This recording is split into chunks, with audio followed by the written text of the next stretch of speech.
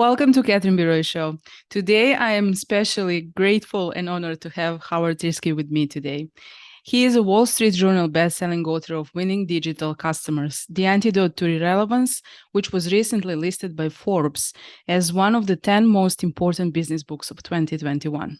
Howard was named by IDG as one of the top 10 digital transformation influencers to follow today, and by Enterprise Management 360 as one of the top 10 digital transformation influencers that can change your world. As an entrepreneur, he has launched 2 successful companies that help large brands transform to thrive in the digital age, from the Digital Transformation Agency and Innovation Loft.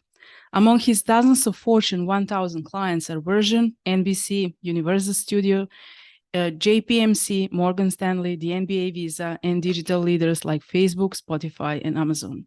Welcome, Howard. I'm so happy to have you here with me today. How are you? I'm very well. Thank you so much for having me. It's my absolute pleasure. Let's talk about something which truly impressed me. I was following your work for a long time, especially on LinkedIn, and I'm truly, truly impressed. And you're talking about customer love. What is actually achieving customer love, and why is that one of the most important aspects for business success? Sure. Well, in the work that we do, and I've been doing for the last few decades, working with large companies, one thing that I've focused on, and it's sort of obvious in a way, but it's something I'm not always certain companies are focusing on first and foremost, is that the number one way to improve any business's results is to more effectively influence the customer. Mm-hmm. There are other things, of course, that impact business results. You could get better, pricing in your raw materials from your suppliers, and you could optimize other things. But in the end, getting your customers to behave in a way that aligns with your business interests, if you're doing that effectively, mm-hmm. then that will cover a multitude of sins in other areas of your business. And if you're not doing that successfully, then it almost doesn't matter what else you're doing. You're probably not running a successful business. So that means the customer and influencing the customer's behavior is the absolute most important thing. Mm-hmm. And most businesses have very similar goals with respect to the customer, at least at a high level. They want to acquire new customers. They want customers to buy more frequently. They want customers to be less price sensitive, willing to pay higher rates, etc. Mm-hmm. Whether it's products or services, whether it's business to business or business to consumer, these are typical things that companies want from customers. Mm-hmm. And so how do you do that? What is the best way to get your customer to be loyal, to be less price sensitive, to buy more frequently? Mm-hmm. Well, it turns out it's to create a strong emotional relationship with that customer, to get that customer to feel invested in your brand, invested in your products, wanting to build more and more of that relationship they have with your brand. Mm-hmm. And if you look around at most of the most successful companies, whether it's Apple or Disney or Harley Davidson, companies across a wide range of different industries, you see that pattern.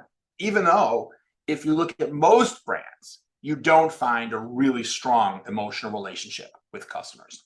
Mm-hmm. And so this is a key success criteria for the brands that are the most successful, Amazon or Facebook or Uber. These are brands that really connect with customers. Mm-hmm. And so a lot of the work that we do, and I've talked about in my book, is so how do you do that? How do you achieve that strong emotional connection with the customer? And by the way, what do you call that strong emotional connection with the customer? I call it customer love. Mm-hmm. Some people sometimes like to say, well, isn't that the same as loyalty?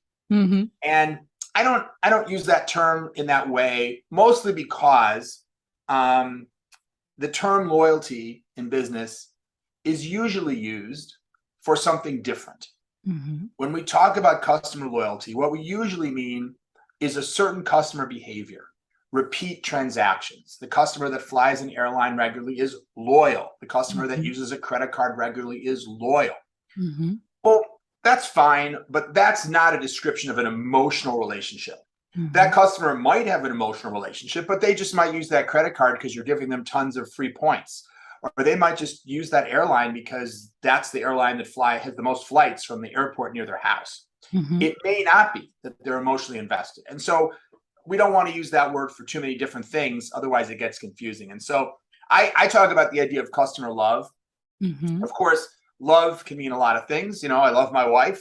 I love my Ford Mustang, obviously Mhm. not in exactly the same way, So when we talk about customer love, we're talking about it in the same way that people say they love Starbucks. Mhm. It's not necessarily a romantic love or the same as we mean between people, but it's that emotional connection with the brand. I absolutely love this now when we're talking about love. I really, really love this. And I believe that we as a human beings actually make decisions sometimes emotionally based. And when we love a brand, I know which brands I love, and I know that I buy things even if I don't need them just because I Yeah. love the brand. And that's Which obvious. which brands do you love? Well, Apple, for example, Mhm. Nike, Swarovski. Yeah, it's just, something that I really love. Yeah. And I feel emotionally So if I connected. said to you, Adidas has just come out with a new running shoe and it has a sole that uses some new kind of rubber that has better shock absorbency, how interested are you in that versus the next Nike shoe? No. Right.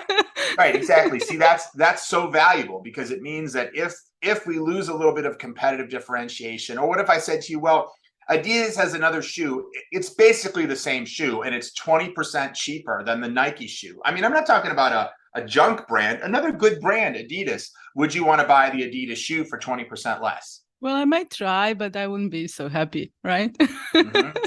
Yeah, And yeah. it's obvious, especially, I mean, I don't want to get this into gender related, but women especially, we tend to buy things because we love things, and that's so obvious. And I love how you phrase that. Is there a love formula for a customer love? Yeah. So you sound like someone who's read my book. Yeah. So yeah, so that's one of the things that we have worked on for years is to try to say, all right, this idea of customer love is so valuable, Mhm. but is it really predictable? I mean, when we think about love in real life between people, for example, we have images of Cupid with an arrow, or it was fate, it was destiny, and it's a little bit hard to formalize how to achieve destiny. But in reality, the kind of love that we're talking about with brands is the result of very specific thoughts and feelings on the part of your customer. Mhm. And when you trigger those particular thoughts and feelings, you inspire that kind of emotional connection. And so, one of the things that my consulting firm that we've done for many years is a lot of customer research. And so that has enabled us to understand what are the three key thoughts and feelings that Mhm. lead to or typically inspire that feeling of love, and what are the three things that companies need to do Mhm. in order to inspire those thoughts and feelings. So let me describe the three things that companies need to do and Mhm. then what the associated thoughts and feelings are. So the three things companies need to do, and I think of it as kind of a pyramid. There's the base of the pyramid and then there's two layers above. Mhm. The base of the pyramid is to consistently meet the needs of their customer. Sounds very basic, just understanding the customer's needs and make sure that you're very consistently meeting them.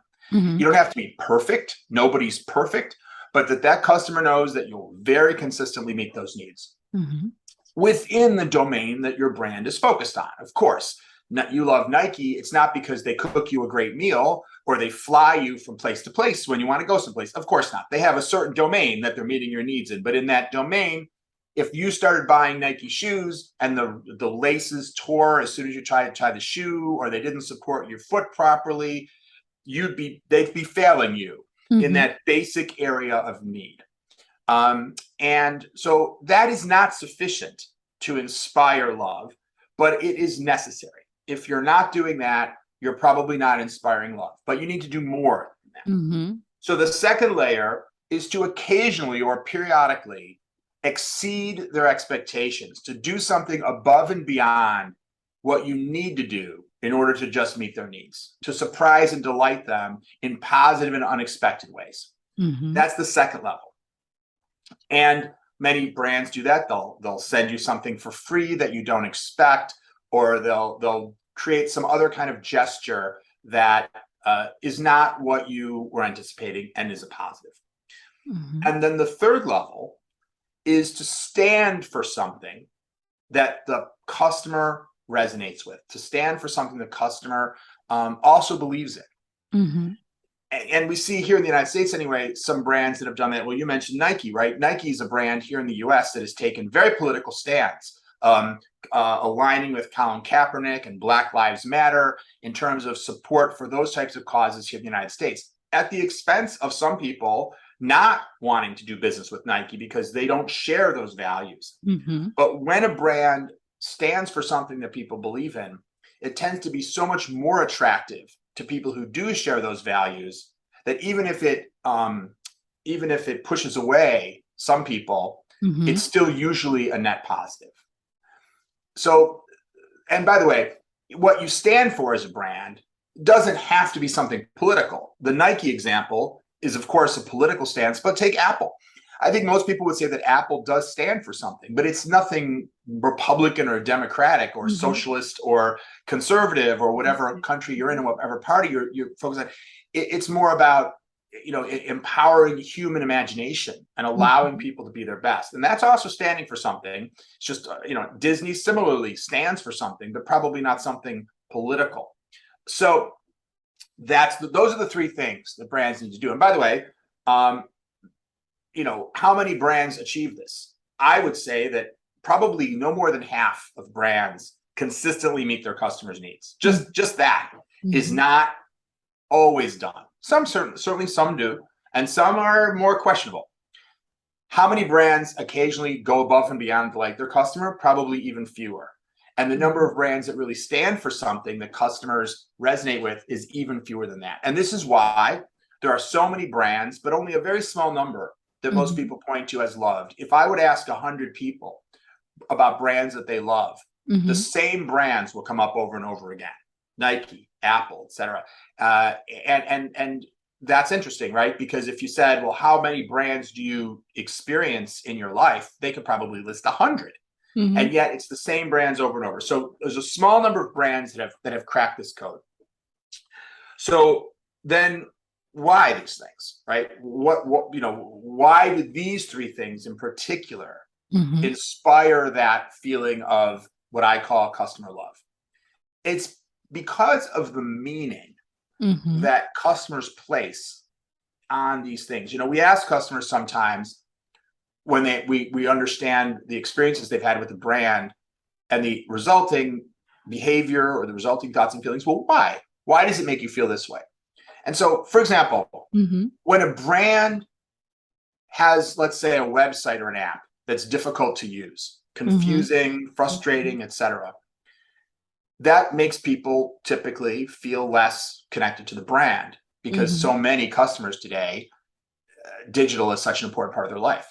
Yes. And if we say to them, well, why is this so important? I mean, you could order another way. If you really love the brand, you could go to the store, you could call a call center, or you could even use the website. I mean, yes, it's a little confusing, but I mean, you could figure it out, right? And they say, yes, I could figure it out. So why is this so important? And they say, because it makes me feel like they don't care about me. If they or they don't understand me, they don't get me, right? They don't understand what I need, because if they did, they wouldn't have such a confusing experience. They wouldn't have such a frustrating experience. And so if we look at how these three things map to feelings, the first one, delivering the customer a consistent experience, generally creates the meaning in the customer's mind. They understand me.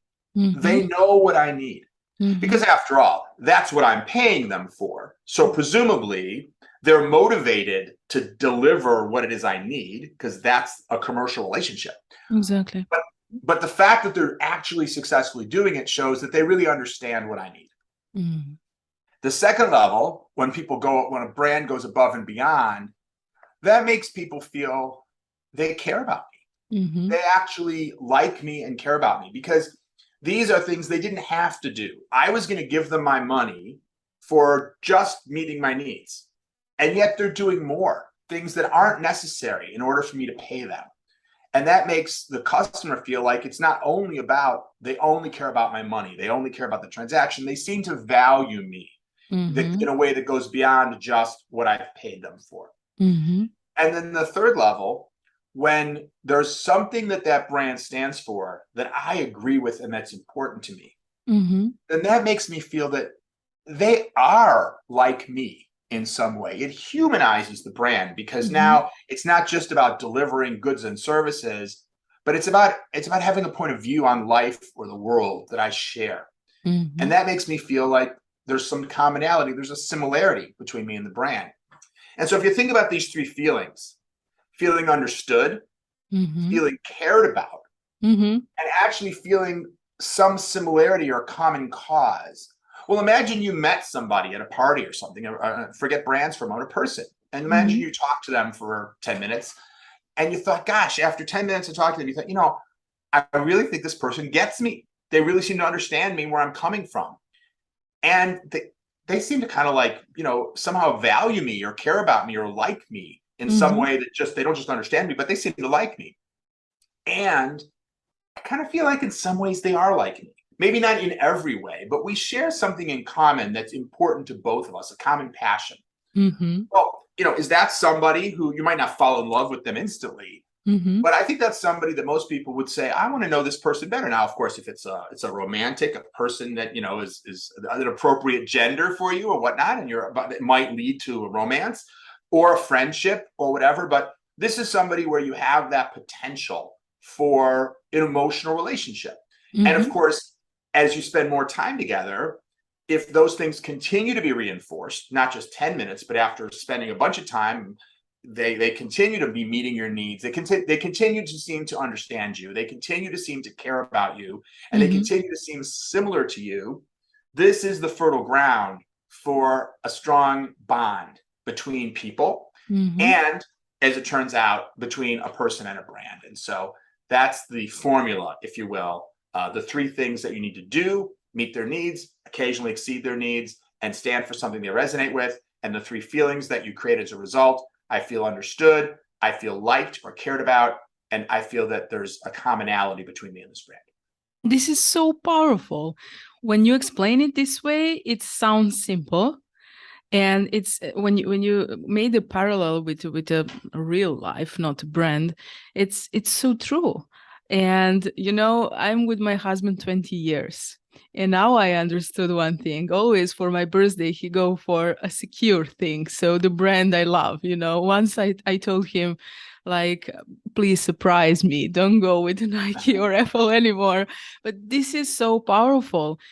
No matter if we're talking about corporate brands or personal brands, people choose to work with people they like, they love, they feel connected to, they trust, actually, and it's practically the same.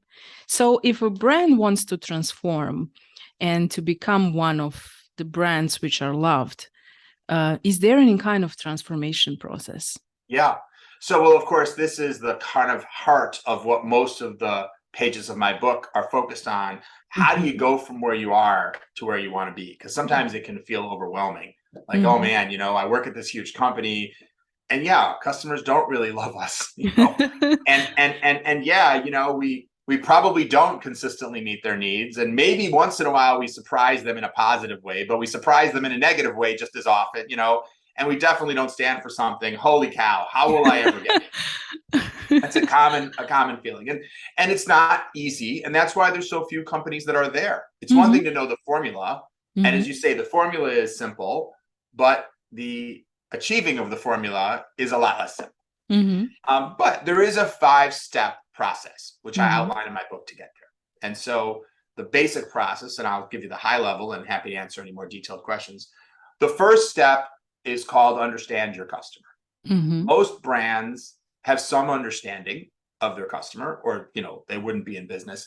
But I would say my unscientific approximation is that most brands understand their customers at about a level 6 out of 10. They definitely know some things about their customers, but there are also important aspects about why their customers do business with them, why they sometimes don't do business, what is really satisfying them, what is dissatisfying them. There's important things that most brands aren't aware of about their customers. How do I know that? Because one major part of my business is working with big brands and going out and doing research to understand their customers. And inevitably, we come back with important insights which aren't known within the organization that we're working for. And thank goodness, because that's why they pay us, right? It's a good thing we come back with something they're not expecting. But in reality, so many companies don't even do the level of research that we do at my company, and they go along based on assumptions about their customer. And some of those assumptions are probably correct, so that's fine, but some of them are incomplete. And so when you don't thoroughly understand your customer, then how can you expect to thoroughly meet their needs? You don't even understand all their needs. You understand some of their needs, which is why you're meeting some of their needs, and that's why they're continuing to do business with you. But you're also frustrating, confusing, disappointing them in other situations, and you may not even realize it. So that's the first step. The second step is to map the journey, to understand, first of all, what is the actual experience my customer has when they do business with me. And when I say my customer, some companies have millions of customers. Obviously, you're not mapping every single customer, but try to understand for different segments, in different types of customers, in different situations that customers experience. For example, purchasing something, returning something, having a warranty claim, paying their bill. Of course, depending on what type of business it is, there's very different types of customer experiences. But what really goes right, and where are the points of pain that customer has when they do business with you and your brand?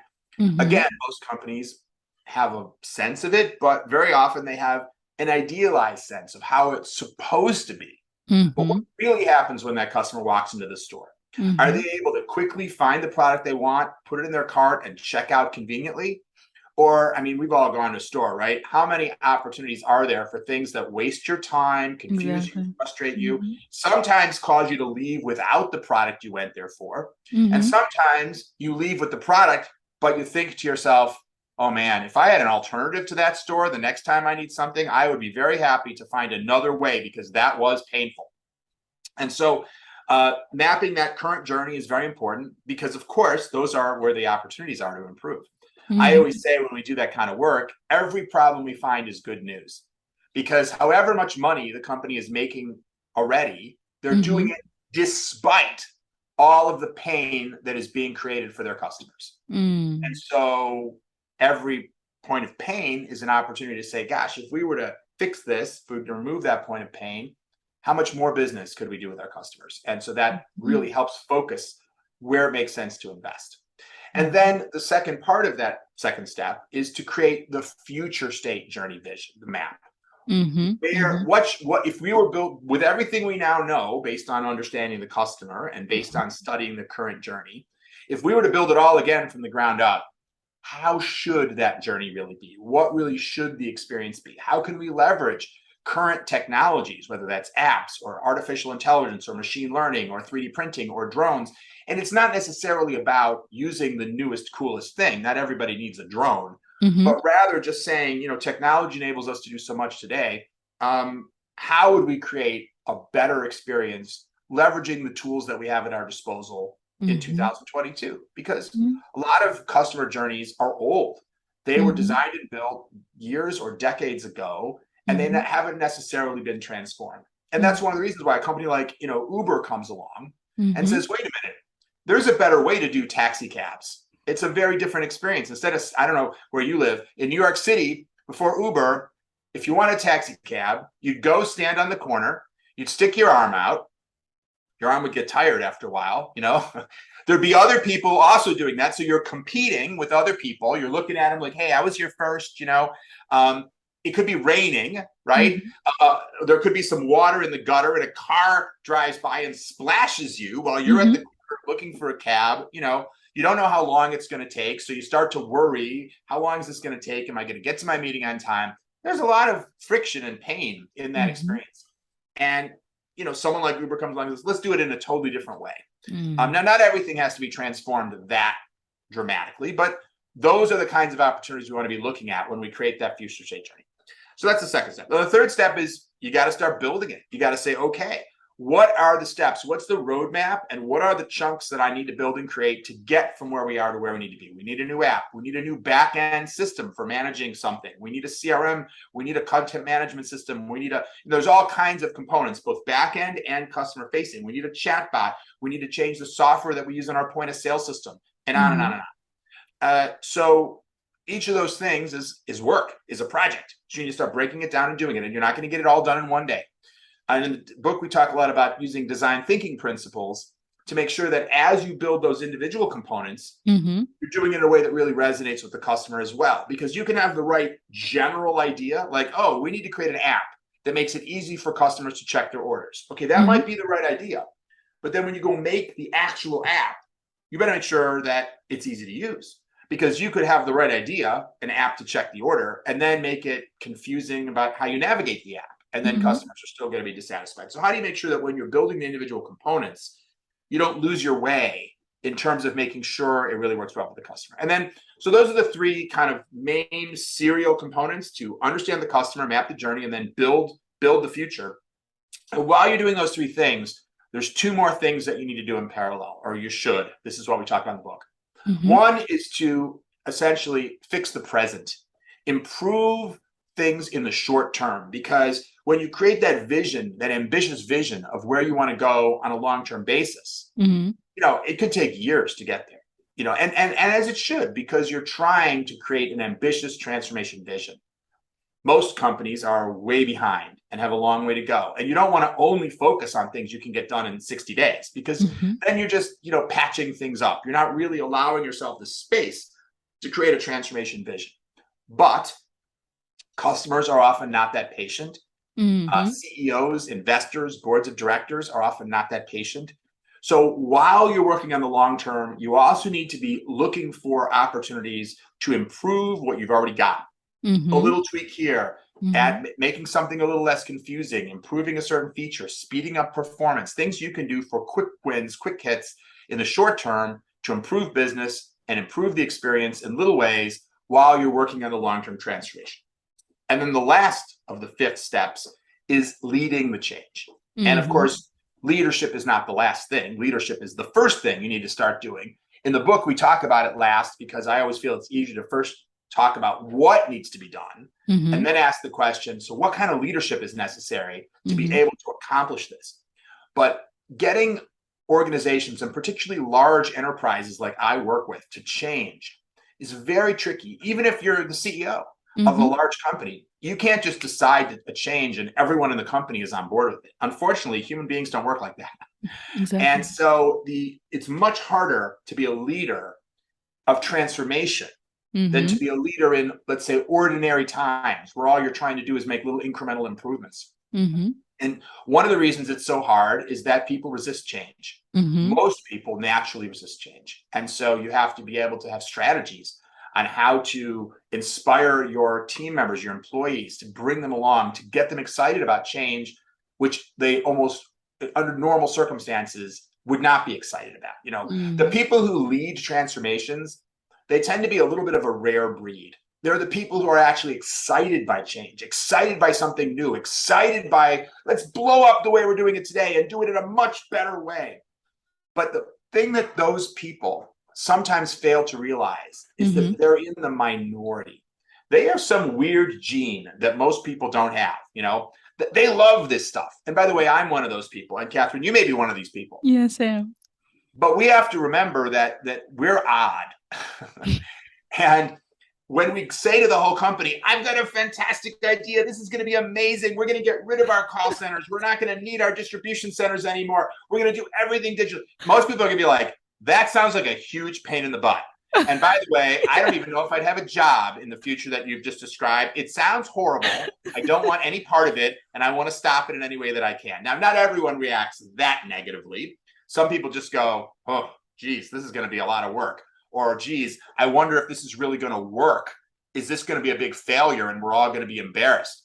So there's a lot of reasons why, and I go into more detail in my book about all the reasons why people resist change. It's psychology, really. But we have to remember that if we love change and we're excited about transformation, I get the new iPhone and I'm really excited about it. But, there's a lot of people that are like, I don't want a new iPhone. I have to learn a bunch of new stuff. Forget it. I'll stick with my iPhone 11. It's fine. I don't need whatever's new and better. It's going to be too much work to transfer everything over and figure out how to use the new features. That's how a lot of people think. So that kind of leadership that's both aware of it and is knowledgeable about the techniques that allow you to be successful and overcome those kind of naturally ingrained psychological patterns that people have. That's that fifth area, so that you can really get your organization mobilized around driving change. I have only two things to say. Sure. First, I'm speechless, and that's not usual. And second, it's no wonder your book is a bestseller. Oh, thank you. In such a short time, you provide so much value and such a powerful information that like everyone can truly understand and realize, wait a minute, I could do these things better. Or yeah, he is onto something. That is really how things should work. You know, I was a programmer 15 years. So Wow. every time they asked us to change something, I was like, yes, let's do that. And the other engineers were like, really? Do we really have to do? I mean, that works. Why we have to do that now? Right. So there is a kind of a piece of human behavior. Some people like doing that, some people don't, but it's mandatory in these times of digital transformation that we all step forward and really embrace what technology has to offer to us, and to step out into the light and bring something new to our customers. I truly believe that. And I'm always for something better and something new. And what you just described, and I think I will be the one who is going to listen to this podcast several times. And I learned so much from you. I'm so grateful. Oh, thank you. I'm humbled. I appreciate you having me on, and it's great.